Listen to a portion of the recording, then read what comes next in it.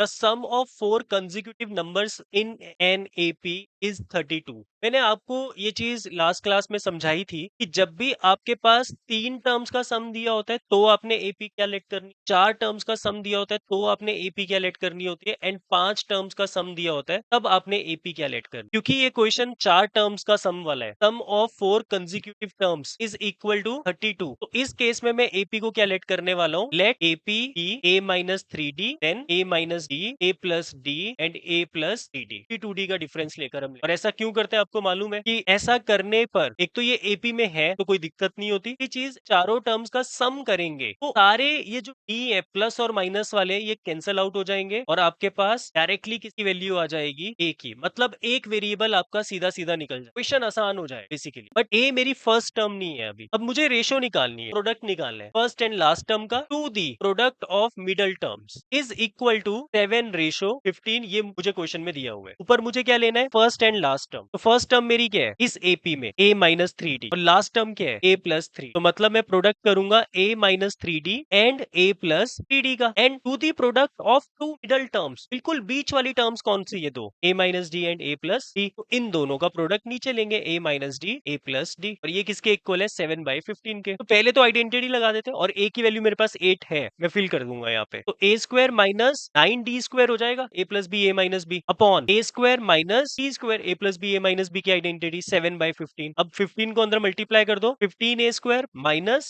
135d square is equal to 7a square minus 7d square. इसको इधर ले जाते हैं 8a स्क्वायर हो जाएगा, और इसको इधर ले आते हैं तो is equal to 128d square. तो a स्क्वायर की वैल्यू ये कट जाएगा इससे, 2 की पावर 3 2 की पावर 7 की पावर 4 मतलब 16d स्क्वायर आ जाएगा। अब a की वैल्यू मेरे पास क्या है 8 है। अब a की वैल्यू फिल कर देते हैं हम, 64 is equal to 16d square, तो ये भी कट जाएगा 4 आ जाएगा। d की वैल्यू क्या आ जाएगी प्लस माइनस, d स्क्वायर आपका 4 है तो d की वैल्यू की प्लस माइनस, तो ये मेरा d निकल गया। अब मुझे d निकल गया तो AP बनानी है, AB पता है मुझे, और मेरी AP क्या है a minus 3d a minus d a plus d and a plus 3d, ये मेरी AP है। तो a क्या है मेरा 8, और d मुझे लेने हैं बारी बारी। पहले मैं d को क्या ले लेता हूँ +2 ले लेता हूँ, 8 माइनस 6 2 माइनस 2 कितना आ रहा है 6 आ रहा है, 8 प्लस 2 कितना आ रहा है 10 आ रहा है, तो उसके बाद 14। तो ये मेरी रिक्वायर्ड AP आ गई। एक तो आंसर मेरा ये होगा, दूसरा a मेरा 8 और d मेरा माइनस। इसमें हमें पता है उल्टा हो जाता, पहली टर्म आपकी क्या निकलेगी 14 10 6, तो सेम ही नंबर निकलेंगे आपके AP के, ये हमारी AP।